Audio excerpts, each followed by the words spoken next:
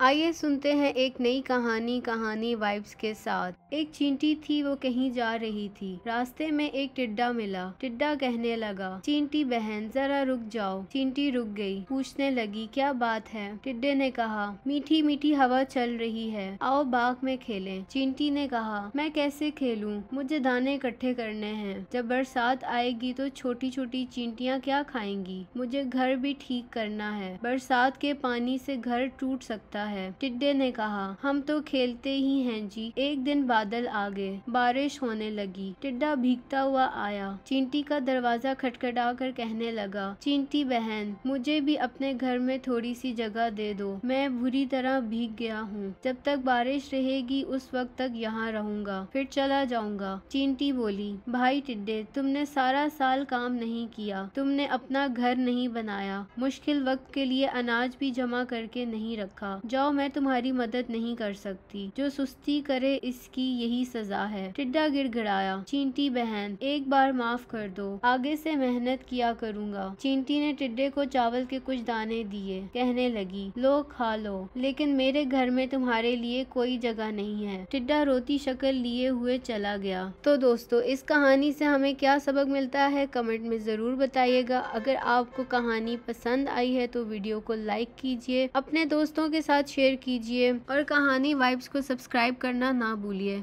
मिलते हैं अगली कहानी में, तब तक के लिए अल्लाह हाफिज।